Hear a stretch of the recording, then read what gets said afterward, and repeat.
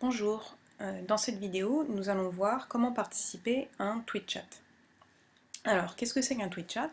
C'est une discussion sur un thème donné qui a lieu à une heure bien précise.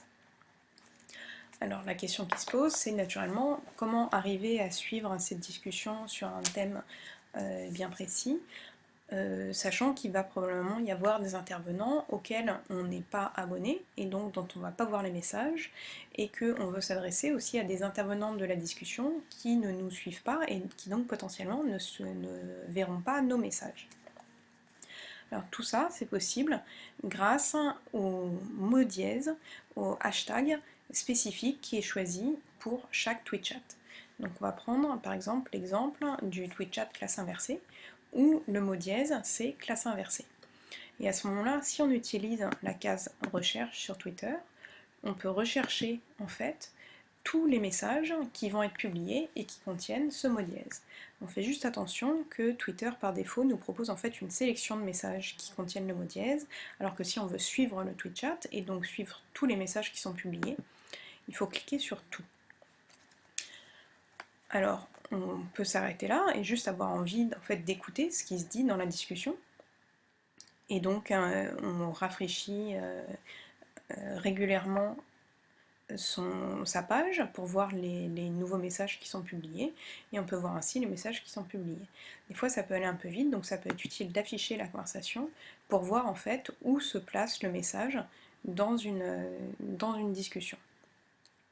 Mais on peut aussi avoir envie de participer et d'intervenir. Et pour ça, on le fait de manière très simple. Sur n'importe quel tweet, on peut faire une réponse, ou alors on peut aussi juste décider de publier. La seule règle critique à connaître, c'est bien évidemment que de la même manière que pour écouter le tweet chat, vous voyez en fait tous les messages qui sortent qui contiennent le mot dièse, si vous voulez que vos messages soient entendus, ou qu'ils puissent être vus par les autres personnes qui participent au tweet chat, il ne faut jamais oublier d'inclure le mot dièse dans vos messages. Alors ce qu'on peut voir ici, c'est que les accents ici et les majuscules ne sont pas importantes. La dernière chose à préciser, c'est quand on intervient dans un tweet chat, en fait, le fait qu'un nom Twitter serve à débuter le message a peu d'importance, puisque, encore une fois, les participants de la discussion vont suivre la discussion par le fait que le message contienne ou non le mot-clé classe inversée.